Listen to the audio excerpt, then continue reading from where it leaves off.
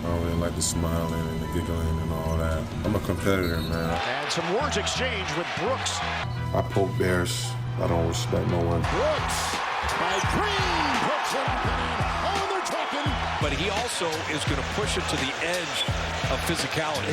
He's known as a dirty player. Whatever they're saying on the broadcast, they can keep saying it. Brooks running. Brooks to the rim. Dillon, the villain, taking over the game in downtown L.A. He likes people that to bow down. I don't bow down, so. Now the leak out, and Brooks is all alone. Dillon Brooks owning Los Angeles. Dillon Brooks has stepped it up for the Suns this year, on pace for career highs in points per game, field goal percentage, and steals per game. And the only player shooting better in the mid-range with at least 50 attempts this season is Donovan Mitchell. Here's Malika Andrews with Dillon. George, thank you. We now welcome in Suns forward Dillon Brooks. Dillon, thank you so much for making the time.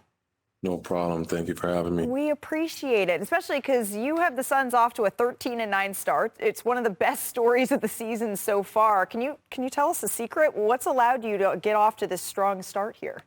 Got a lot of great players on our team. We've been working since September, to start off fast, to get the chemistry going. We're all new in Phoenix, so, and then just having the mentality of that dog, that fight, that grit, so to battle in every single game. Well, speaking of that dog, that fight, that grit, after your win against the Lakers, J.J. Redick said, quote, if you don't play hard against that team, you're going to get exposed. And I think that you can extrapolate that out to not just your team, but to you specifically. How much pride do you take in bringing that hard style of play to each and every game? All the time, and to every single one of my teammates. They know they got to bring it or else I'm going to yell and bark at them. In this league, it's a lot of pretty stuff, a lot of cute stuff, and that's not my brand of style, and I know that can ultimately make you lose games. So, the dogs and playing hard and playing the right way, gets you wins day in, day out. I want to bring in someone who knows that bark maybe firsthand. My friend and yours, your former teammate Danny Green, who's here with us. What's good, twin? You all right? I see you. Did you know when the trade happened that you'd have to get into your bag more this year? What's going on, bro? You was working on some things this summer? I was a little happy, to be honest. Yeah. I was like, I get a second chance at it. Just expanding my role. And then this whole summer I've been working, for the past 2 summers actually, I've been working. So I knew I'd be able to get a chance to showcase my talent, like you said, my bag, and it's showing out in these games. We see it, bro. We see it. It's definitely showing. And, I know when I was in Memphis with you, that Dillon the villain role that mantra or category people put you in. And I knew before becoming your teammate, people would say, he's a guy you hate to play against but love to play with. And I learned that as we became close in Memphis. Tell me about your transition of trying to either steer away from that or take that on as you've left Memphis and now in Phoenix.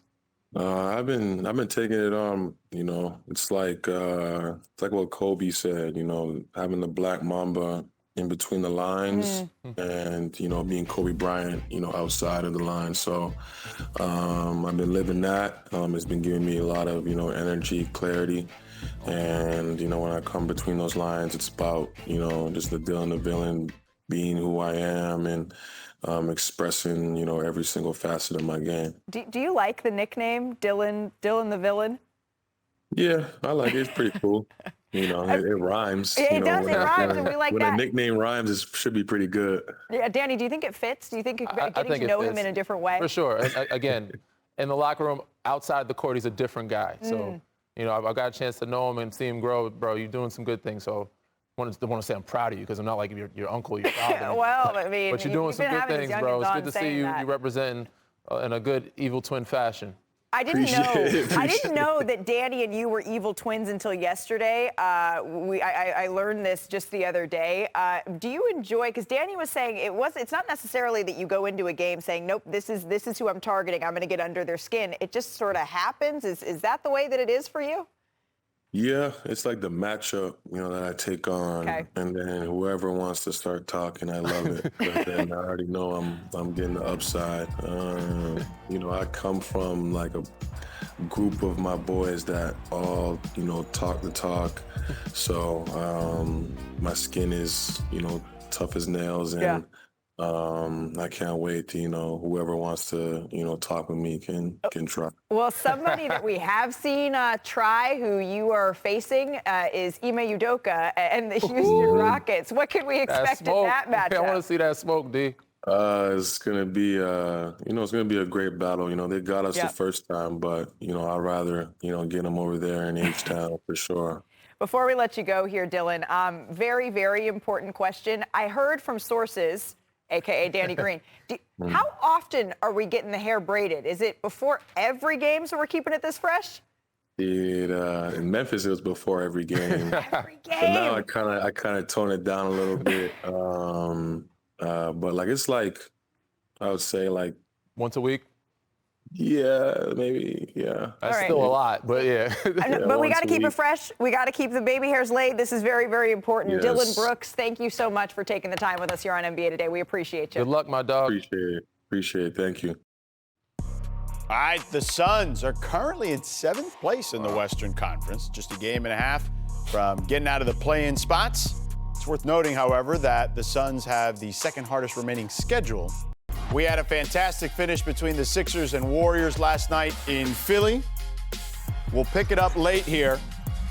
Minute and a half to play. Sixers down 2. Tyrese Maxey spins inside for the layup. Sixers within 1. Next Warriors possession. Pat Spencer from the wing. He nails the 3. He had a big triple-double. Next Sixers possession. Quentin Grimes. Let him know. Oh, Pat needs to keep talking. Sorry, my bad, Pat.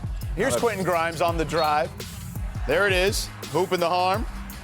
After the free throw, Sixers within 1. 10 seconds left. Warriors inbounding. Bad inbound pass. A bounce pass to 2 different guys? Yep. VJ Edgecombe dives on it. Nick Nurse gets the timeout. Then, get this. Maxey. He throws up the shot. Who has my back? Edgecombe right there to finish.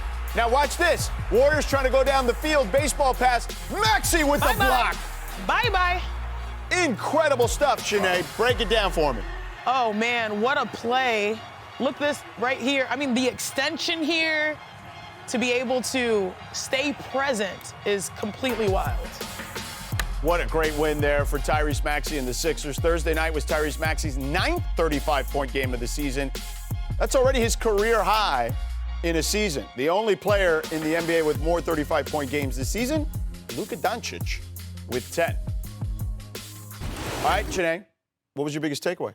That final play. I have to dive into it more because Tyrese Maxey is one of the most explosive, shiftiest guards and players in the NBA. He's currently 3rd in scoring, but watch this right here. Because he averages 32.6 points per game, he's going to take the final shot. I love that the Rook had his back, put it in, but he stays present. He is literally in the stands, but then stays present and runs down the floor. How far does he run?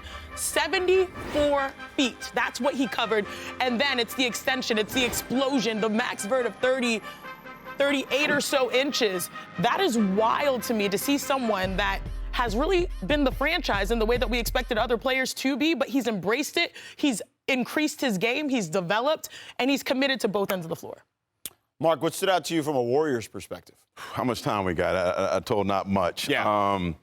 They played a lot of road games, and Draymond said that's had an effect on the team. Draymond's injury, Steph's injury, Jimmy's injury, Horford not being on the floor, Pod's taking a step back, Kuminga taking a step back. Just a lot going wrong in Warriors world. David?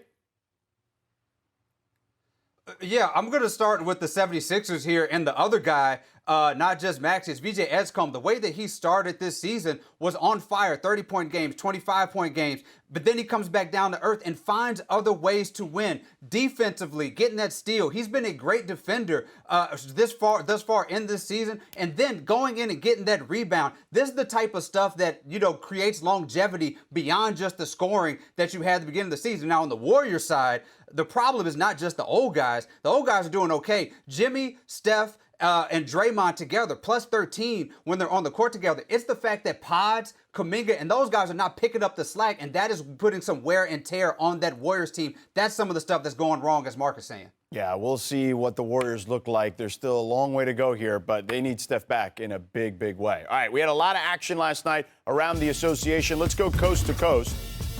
Starting with some good news in Orlando. Paolo Banchero is set to make his return for the Magic tonight against the Heat. Banchero had missed 10 straight games with a left groin strain. Magic winning 7 during that stretch. Marc, what should we expect from Paolo tonight? Well, Paolo will be in a minutes restriction. I think from watching, he's learned a lot. They've been successful without him. And I think to keep that success going, I mean, Paolo's got to be Paolo, but I think they got to move the ball collectively instead of guys just going one-on-one. Next up, we'll go to the Jazz. They were in the house in Brooklyn. Utah overcame a 15-point deficit, led by Lauri Markkanen and Keontae George combining for 59 points in the game. Chiney, are we sleeping on the Jazz?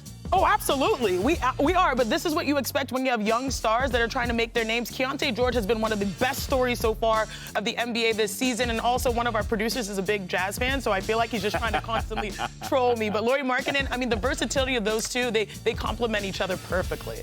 Go Jazz. Yeah, Will Hardy's got them guys playing. All right, finally, the Timberwolves were in New Orleans. And so was our guy Kendrick Perkins. I don't know if you saw him there, but it was the Timberwolves night highlighted by Julius Randle, Anthony Edwards, and a great slam dunk by Jaden McDaniels. David, are the Timberwolves starting to hit their stride? Yeah, they're starting to sort of coalesce into something here. They were struggling earlier trying to figure out a point guard situation. Anthony Edwards just caught fire in these last few games. It's good to see them get a big win when he's not scoring a bunch of points, letting some other folks do this, even though it is against the lowly Pelicans.